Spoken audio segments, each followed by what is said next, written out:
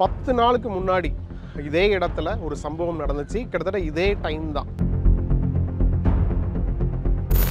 சம்பவம் நடந்தது. Scene of crime அப்படின்றது இந்த இடம் தான். தப்பிச்சு போகிறதுக்கு இப்படி போகலாம், அங்கேயும் வழி இருக்குது, இங்கே ஒரு ஸ்டேஷன் இருக்குது, இங்கெல்லாம் வந்து எப்படி வேணாலும் அவன் போயிருக்கலாம். கையும் இப்படியும் பட்டிருக்காரு, இங்கே வச்சிருக்காரு கையை. ஸோ அப்படி வைக்கும்போது maybe finger print. Open statement தரேன், கொண்டுட்ருக்கேன். ஏதாவது ஒன்று பண்ணிவிட்டு நானே போய் சரண்டர் ஆகிருக்கேன். கண்டிப்பாக விடக்கூடாது. அவனுங்களா அப்படிப்பட்டவங்க நம்ம தேசத்தில் இருக்கக்கூடாது. 10 நாளுக்கு முன்னாடி இதே இடத்துல ஒரு சம்பவம் நடந்துச்சு. கிட்டத்தட்ட இதே டைம் தான். அன்னைக்கு 22ஆம் தேதி சம்பவம் நடந்தது. 12ஆம் தேதி யாருமே எதிர்பார்க்காத, பார்த்தா அவ்வளோ பயமாக இருக்குது. நம்ம வீட்டு பிள்ளைகளை ஸ்கூலுக்கு தனியாக அனுப்ப முடியுமா அப்படின்ற சந்தேகம் வருது, பயம் வருது. எங்கேயோ ஒரு கிராமத்தில் இப்படி நடந்திருக்கு அப்படின்னு எடுத்துக்கிட்டாலும், ஆனால் அந்த விஷுவலை பார்க்கும்போது பயமும் ஒருவித அச்சமும் ஏற்படுது. சம்பவம் நடந்த இடத்துல தான் நிற்கிறேன், ஆரம்பாக்கம் பகுதியில். இந்த இடத்துலேருந்து தான் அந்த சிசிடிவி காட்சிகளை, பதிவான காட்சிகளை நம்ம பார்த்துருந்தோம். அந்த அக்யூஸ்ட் வந்து நடந்து போகிறான், சிறுமி முன்னாடி நடந்து போகிறா, பின்னாடி அவன் நடந்து போகிறான். இந்த இடத்துலேருந்து, இந்த ஆர்ச் இருக்கு இல்லையா, இந்த ஆர்ச்சிலேருந்து கிட்டத்தட்ட அவன் வச்ச ஸ்டெப்ஸை பார்த்துக்கிட்டிங்கன்னா 60லேருந்து 80 ஸ்டெப்ஸ் வச்சுருக்கான். அந்த வீடியோ கூட நான் சைடில் ப்ளே பண்ணுறேன், பார்த்தீங்கன்னா தெரியும். 4, 5, 6 இந்த கால் ஸ்டெப் இருக்கு இல்லையா, கிட்டத்தட்ட 60லேருந்து 80 ஸ்டெப் வச்சுருக்கான். நான் சொல்கிறேன், முன்னாடி சிறுமி போகிறாங்க, இவன் நடந்து போயிட்டுருக்கான். இப்படி தான் போகிறான்.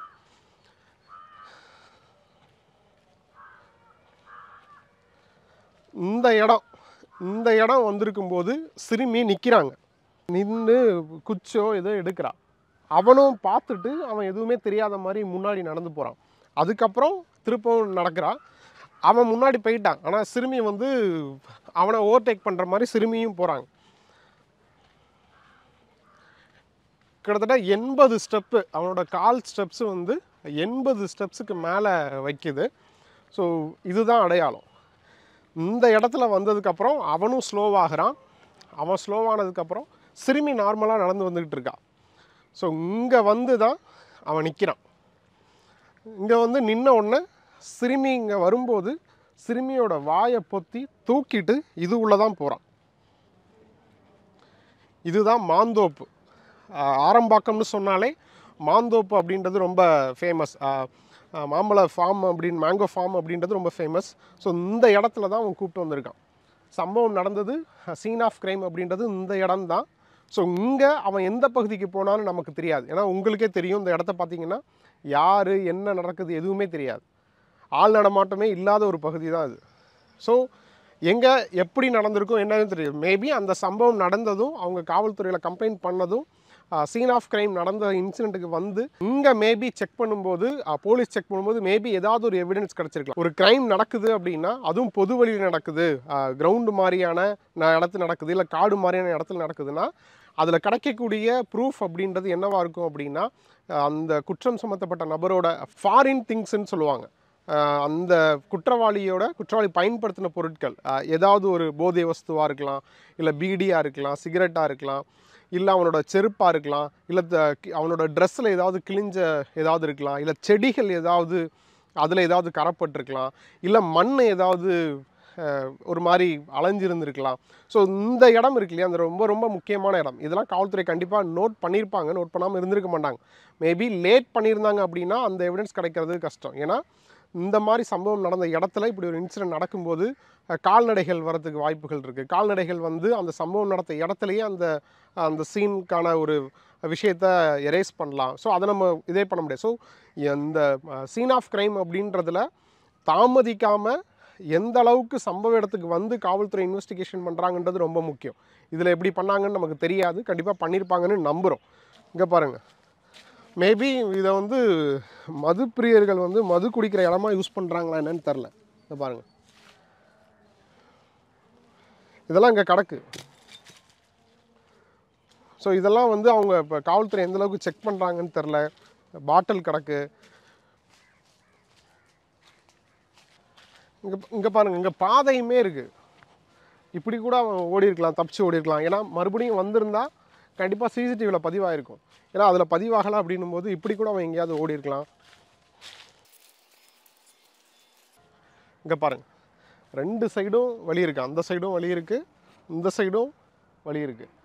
ஸோ இப்படியும் நேரையும் போக முடியும் அவனால், இப்படியும் போக முடியும். ஸோ இப்போ இங்கேயும் வழி இருக்குது, இங்கேயும் வழி இருக்குது. ஸோ இங்கே கூட வீடுலாம் இருக்குது, பகுதிகள் இருக்குது, குடும்பங்கள் குடிசை வீடுலாம் இருக்குது. ஸோ இந்த கேஸில் இருக்கக்கூடிய டிஃபிகல்ட்டியே இதுதான். அவன் எந்த பக்கம் போனான்னு தெரில, அவனோட அடையாளம் தெரியல, அவனோட ஒரே ஒரு சிசிடிவி காட்சிகள் இருக்குது, முகமும் சரியாக பதியலை. ஸோ இன்னொன்று, நம்ம நிற்கிற இடம்ன்றது ஆந்திரா பார்டர்.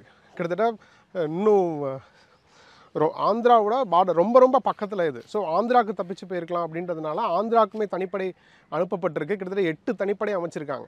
ஒன்ஸ் அவன் வந்து உள்ளே என்ட்ரி ஆனதுக்கப்புறம் அந்த சிறுமி அவன்கிட்டேருந்து தப்பிச்சு அவங்க பாட்டி வீட்டுக்கு போயிட்டாங்க. ஆனால் அவன் எந்த திசையில் எப்படி வேணாலும் ஓடி இருக்கலாம். ஸோ அதனால தான் இப்போ இது வந்து மிகப்பெரிய சிக்கலை ஏற்படுத்தியிருக்கு.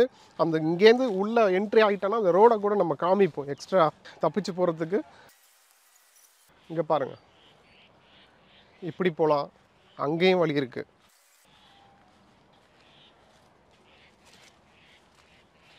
இங்கே பாருங்கள், இங்கேயுமே மது பாட்டில்லாம் கிடக்கு.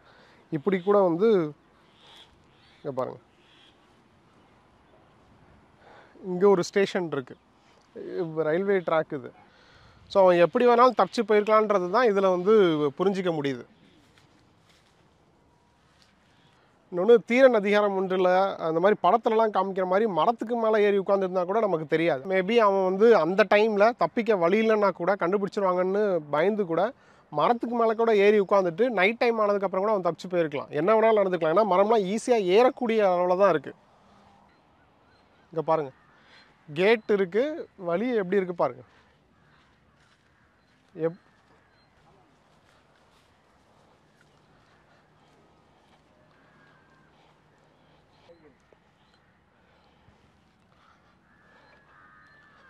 ஸோ நம்ம அந்த கேட், அந்த வாசல் வழியாக என்ட்ரி ஆனோம். இப்போ அந்த இடத்தோட எக்ஸிட் கேட் இது, இந்த சைடு பேக் சைடு உள்ள கேட்டு. இப்படி இதுலேருந்து வெளியில் வந்தோம் அப்படின்னா நீங்கள் பார்த்தீங்கன்னா தெரியுது இல்லையா, எவ்வளோ வெட்ட வெளிச்சமாக இருக்குது பாருங்கள். ரயில்வே ஸ்டேஷன் இருக்குது. இங்கெல்லாம் வந்து எப்படி வேணாலும் அவன் போயிருக்கலாம். நம்ம வந்த இடம் அண்ணா இருக்குது.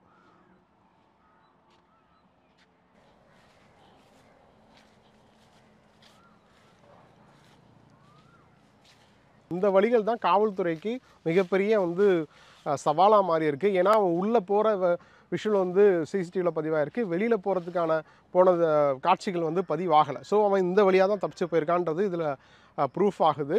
ஸோ இப்போ அந்த சிசிடிவி வச்சு தான் காவல்துறை தேடிக்கிட்டு இருக்காங்க. இன்னொரு முக்கியமான விஷயம், அந்த சிசிடிவி பதிவாச்சுது இல்லையா, எந்த சிசிடிவியில் பதிவாச்சோ அந்த இடம்னு ஒன்று இருக்கு இல்லையா, காவல்துறை வந்து ஃபோட்டோ ஷேர் பண்ணியிருக்காங்க. அதுவுமே ரொம்ப முக்கியமான விஷயம். அதை நான் அந்த இடத்துல வச்சு சொல்கிறேன் வாங்க. ஸோ அந்த சைடுமே மாந்தோப்பு தான், பட் இதை விட அது கொஞ்சம் ஓப்பனாக இருக்குது. மரங்கள் வந்து கேப்பாக இருக்குது, பட் இங்கே அப்படி இல்லை. ஸோ மேபி இதெல்லாம் யோசிச்சே கூட அதை வந்து இந்த சைடு ரைட் சைடு கூட்டு போயிருக்கலாம். ஸோ சிறுமி வந்து ரயில்வே ட்ராக்கை கிராஸ் பண்ணி, அந்த ரயில்வே பிரிட்ஜு தெரியுது இல்லையா, அதில் கிராஸ் பண்ணி நடந்து இப்படி தான் வராங்க. இப்படி வந்து தான் இது உள்ளே போகிறாங்க. ஸோ இந்த காட்சிகள் பதிவானதுன்னு பார்த்துட்டிங்கன்னா இந்த சிசிடிவி கேமரா தான். அங்கே ஒரு கடை இருக்குது. ஸோ இந்த சிசிடிவி கேமராவில் தான் பதிவாயிருக்கு. ஸோ அப்புறம் காவல்துறையினர் வந்து ஒரு ஃபோட்டோ ரிலீஸ் பண்ணாங்க. இப்போ ஒரு காட்சி ரிலீஸ் பண்ணியிருக்காங்க. ஃபஸ்ட்டு ஃபோட்டோ ரிலீஸ் பண்ணாங்க. அந்த நபர் வந்து இப்படி கை வச்சுக்கிட்டு பார்ப்பான். அந்த காட்சி பதிவானது அங்கே சிசிடிவி இருக்குது. அது பதிவாகும்போது இது வந்து க்ளோஸில் இருந்தது இந்த டோரு. ஸோ அந்த சிசிடிவியில் பதிவாயிருக்கு. நமக்கு என்ன கேள்வி எழுதுனா, அந்த நபர் இதில் கை வச்சுருக்காரு. ஸோ கையும் இப்படியும் பட்டிருக்காரு, இங்கே வச்சுருக்காரு கை. ஸோ அப்படி வைக்கும்போது மேபி ஃபிங்கர் பிரிண்ட் வந்து ரிஜிஸ்டர் ஆகிருக்கலாம். அதே எதுவும் கைரேகை எதுவும் எடுத்தாங்களா, கைரேகையை வச்சு ஆதார் கார்டை கம்பேர் பண்ணி அதை கண்டுபிடிக்க முடியும், இதை கண்டுபிடிக்க முடியும்னு ஆதார் அறிமுகப்படுத்துகிற போது சொன்னாங்க. பட் அதெல்லாம் இதில் உதவுமா அப்படின்றதெல்லாம் நமக்கு ஒரு கேள்வியாக முன்னிருக்கு. பட் இதெல்லாம் காவல்துறை கண்டிப்பாக வந்து இதெல்லாம் வந்து கவனத்தில் எடுத்திருப்பாங்கன்னு நம்புகிறோம். ஆனால் 10 நாள் ஆயிடுச்சு, நடவடிக்கை எடுக்கலை. பட் தீவிரமான தேடுதலில் இருக்காங்க. இப்போது அந்த நபரோட ஃபோட்டோவை வெளியிட்டு அடையாளம் தெரிந்த நபர்கள் சொன்னால் சொல்கிற நபருக்கு 5 லட்சம் கொடுக்கப்படும் அப்படின்ற மாதிரி அனௌன்ஸ் பண்ணியிருக்காங்க. அந்த நபரை எங்கேயாவது பார்த்தோம், அந்த நபர் குறித்த தகவல் சொன்னால் 5 லட்சம் கொடுக்கப்படும்னு தமிழக காவல்துறை அனௌன்ஸ் பண்ணியிருக்காங்க. எல்லா ரயில்வே ஸ்டேஷன்லையும், குறிப்பாக அந்த ஆந்திரா பார்டர், ஆந்திராவுக்கு போகக்கூடிய ட்ரெயின் எல்லா இதுலேயுமே அந்த நோட்டீஸ் ஒட்டியிருக்காங்க. 4 லாங்குவேஜில் ஒட்டியிருக்காங்க. ஸோ அதை நம்ம வரும்போதே பார்த்தோம். ஸோ இந்த சம்பவம் இங்கே தான் நடந்துச்சு, இதுதான் அதுக்கான எவிடன்ஸு. அதுவும் இந்த ஒரு கடை தான் இருக்குது. இந்த ஒரு கடையில் அதுவும் இந்த சிசிடிவியுமே சமீபத்தில் தான் இவர் ஃபிக்ஸ் பண்ணியிருக்காரு. ஏன்னா அதை அந்த நபருமே கடை வச்சிருக்கிற உரிமையாளருமே சொல்கிறாரு. ஸோ இந்த இந்த சிசிடிவி இல்லை அப்படின்னா நமக்கு வந்து கண்ணை கட்டி காட்டில் விட்ட கதை தான். ஸோ இப்போ அந்த கடையோட உரிமையாளரே இருக்கார், அவர்கிட்டயே நம்ம பேசுவோம். இந்த சிசிடிவியில் தான் அந்த காட்சிகள் பதிவாயிருக்குண்ணே. அந்த நபரை நீங்கள் பார்த்தீங்களாண்ணே? இல்லை, அந்த நேரத்தில் என் கடை மூடி வச்சிருந்து சரி நான் கடை வேலையாக கொஞ்சம் வெளியில் போயிருந்தேன். சரி சரி 11:30க்கு போனேன், போயிட்டு 2 மணிக்கு தான் வந்தேன். வரும்போது தகவல் வந்தது, அதனால் கொஞ்சம் வேகமாகவே வந்தேன். வந்து ஃபுட்டேஜ் எல்லாம் செக் பண்ணோம். அந்த சேடிஸ்ட்டு வடநாட்டு ஆசாமி மாதிரி இருக்கான். அதுக்கப்புறம் காவல்துறை அவங்களால முடிஞ்ச அளவுக்கு 99% எஃபெக்ட் எடுக்கிறாங்க. சரி சரி.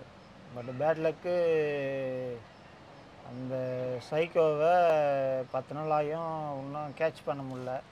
ஓகே, ஃபுட்டேஜ் யாருன்னு செக் பண்ணது? காவல்துறையிலேருந்து வந்து செக் பண்ணாங்களா இல்லை நீங்கள் தெரிஞ்சு செக்? இல்லை, அவங்க காவல்துறை தான் செக் பண்ணாங்க. அன்னைக்கு சம்பவம் நடந்த அன்னைக்கு காவல்துறை வந்துட்டாங்க. எத்தனை மணிக்குண்ணே? தான் அவங்க எனக்கு ஒரு 1:30 போல் எனக்கு இன்ஃபார்ம் பண்ணாங்க.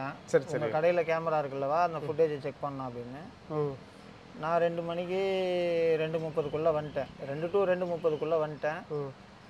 அவங்க உடனே வந்து செக் பண்ணி அவங்க என்ன ப்ரொசீஜரோ அவங்க டியூட்டியை அவங்க பார்த்தாங்க. அந்த நபரை இதுக்கு முன்னாடி எங்கேயாவது பார்த்த மாதிரி ஏதாவது ஞாபகம் இருக்கானே? அப்போ அந்த நபர் இந்த ஏரியா கிடையாது? ஓகே. இருந்தால் ஓப்பன் ஸ்டேட்மெண்ட் தரேன், கொண்டுட்ருக்கேன்.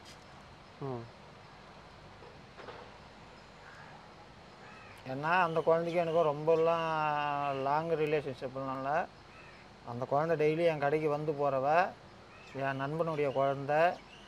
அதனால் அந்த நேரத்தில் நான் இருந்திருந்து அப்படி ஒரு சம்பவம் அந்த கில்லர் பண்ணியிருந்தான்னா அவனை கண்டிப்பாக ஏதாவது ஒன்று பண்ணிவிட்டு நானே போய் சரண்டர் ஆகிருப்பேன். இதுதான் உண்மை. சிசிடிவி எப்போ நீங்கள் ஃபிக்ஸ் பண்ணீங்க? இப்போ சிசிடிவி இல்லை அப்படின்னா நமக்கு எதுவுமே கிடைக்காம போயிருக்கும், இந்த குழு கூட கிடைக்காம போயிருக்கும். அதாவது ஒரு ஐடியாவாவது இதுதான் அந்த நபர் அப்படின்ற ஒரு குழுவாவது கிடைச்சிது. இந்த கேமரா இல்லைன்னா அந்த குழுவும் கிடைச்சிருக்காது. இது ப்ளஸ்ஸாக மைனஸாக எனக்கு சொல்ல தெரியல. இந்த சம்பவம் நடந்து 10 நாள் ஆச்சு, அதுக்கு ஒரு 10 நாளைக்கு முன்னே தான் அந்த கேமரா மாட்டினேன். ஆனால் இப்போ நான் அந்த இடத்த பார்த்தோம், ஃபுல்லாக காடாக தான் இருக்குது. ஆனால் அந்த சைடு போயிட்டோன்னா எப்படி வேணாலும் வெளியில் போகிற மாதிரியான பாதைகள் நிறைய இருக்குண்ணே.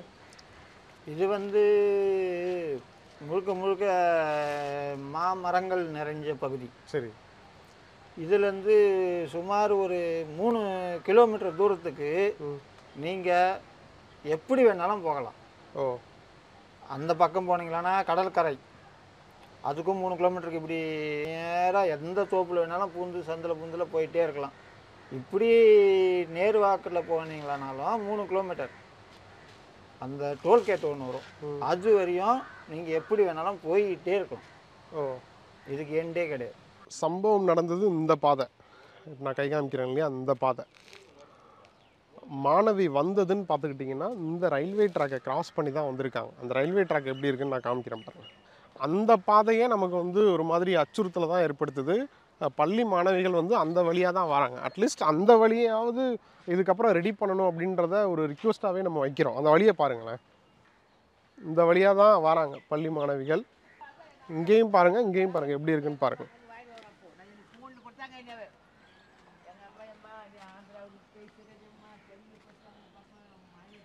இப்படி வந்து இந்த மேம்பாலம் இருக்கு இல்லையா, இதுக்கு மேலே தான் ஏறுறாங்க. டெய்லி மாணவி ஸ்கூல் முடிஞ்சதும் இந்த மேம்பாலத்தை பயன்படுத்தி தான் வந்து ரயில்வே ட்ராக்கை கிராஸ் பண்ணுறாங்க. ஸோ நான் நிற்கிறதுன்னு பார்த்தீங்கன்னா ஆரம்பாக்கம் ரயில்வே ஸ்டேஷனில் இருக்கக்கூடிய கிராஸ் பண்ணுறதுக்காக அமைச்சிருக்கக்கூடிய பிரிட்ஜு தான். ரைட் சைட்லேயும் லெஃப்ட் சைட்லேயும் பார்த்தீங்கன்னா தெரியும், அந்த ஆரம்பாக்கம் போர்டு தெரியும் உங்களுக்கு. இதுதான் ரயில்வே ட்ராக். இந்த ட்ராக்கை கிராஸ் பண்ணி தான் பள்ளி மாணவிகள் வந்து கிராஸ் பண்ணி அந்த சைடு போகிறாங்க. சம்பவம் நடந்துச்சு இல்லையா, அந்த பகுதிக்கு போகிறாங்க. இப்போ அந்த பகுதி அந்த என்ட்ரன்ஸ் எப்படி இருக்குன்னு பார்த்தேன்.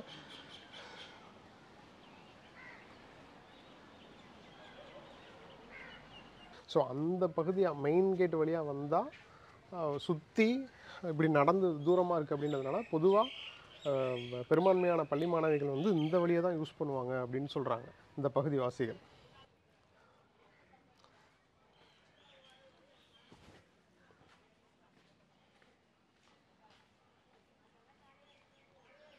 சின்ன குழந்தைங்கப்பா, ஆனா அவனை கண்டுபிடிச்சா மட்டும் அவனை விடக்கூடாது. மொத்தத்துல கண்டிப்பா விடக்கூடாது. அவனுங்களாப்பா அப்படிப்பட்டவங்க நம்ம தேசத்துல இருக்கக்கூடாது. நாங்களும் தைரியம் வரணும், குழந்தைங்களை அனுப்பணும்னு தான் நினைக்கிறோம். இந்த மாதிரி சம்பவம்லாம் பார்த்து அனுப்ப முடியுமா? இதுக்கு யார் பூச்சி? கவர்மெண்ட் கூட எடுத்துக்கணும்ல. பெண்களை தைரியமா விடுன்றாங்க, குழந்தைங்களே தைரியமா விடுறதுக்கு பயமா இருக்குது. உன்னை பெண்கள் என்னது நடமாறுது இந்த லைன்ல சொல்லுங்க. ஆரம்பாக்கம் சம்பவம் நடந்து 10 நாள் ஆச்சு. 10வது நாள் இன்னைக்கு நம்ம ஸ்பாட் விசிட் பண்ணோம். இங்கே இருக்கக்கூடிய மக்கள் அவ்வளோ கோவத்தில் இருக்காங்க. அவன் மட்டும் என் கையில் கிடச்சா அப்படின்னு சொல்லிட்டு பயங்கரமான ஒரு கோவத்தை அவங்க நம்மள்ட்ட வெளிப்படுத்துகிறாங்க. பாதிக்கப்பட்ட சிறுமியுமே வந்து சிறுமியோட குடும்பத்தினர் நம்ம மீட் பண்ணோம். சிறுமியோட அப்பா வந்து நம்மள்ட்ட பேசினார். பேசும்போது இது அரசியலாக்கப்படுதோ அப்படின்ற ஒரு சந்தேகம் வருது அப்படின்ற மாதிரியான தன்னோட வருத்தத்தையும் பதிவு பண்ணார். ஆல்ரெடி அவங்க ப்ரெஸ் மீட்லேயே அவ்வளோ விஷயங்கள் சொல்லியிருக்காங்க. அதுவே போதும்னு நினைக்கிறேன். ஏன்னா அவங்கள்ட்ட தனிப்பட்ட முறையில் அவங்கள்ட்ட பேசி இன்டர்வியூ எடுத்து அவங்களை காயப்படுத்த வேணாம்னு நினைக்கிறேன். ஏன்னா அவங்களுமே அதை தான் சொன்னாங்க. நாங்கள் ஆல்ரெடி ஒரு சேனலுக்கு கொடுத்துட்டு தெரியாதவங்களுக்கும் அது தெரிஞ்சிருச்சு. அவங்க அந்த பாப்பாவை பார்க்க வீடு தேடி வந்துக்கிட்டு இருக்காங்க. ஸோ நிறைய இடத்துலேருந்துலாம் வராங்க அப்படின்ற மாதிரி சொல்கிறாங்க. ஸோ அதனால் அந்த பேட்டியை தவிர்த்துட்டோம். ஸோ பட் 10 நாள் ஆகிடுச்சு. அந்த குற்றவாளியை கண்டிப்பாக கண்டுபிடிச்சி அவனுக்கு கடுமையான தண்டனை கொடுக்கணும் அப்படின்றது மொத்த கிராமத்தோட கோரிக்கையாக இருக்குது. கூடிய சீக்கிரத்தில் குற்றவாளி கைது செய்யப்படுவான் அப்படின்னு எதிர்பார்ப்போம்.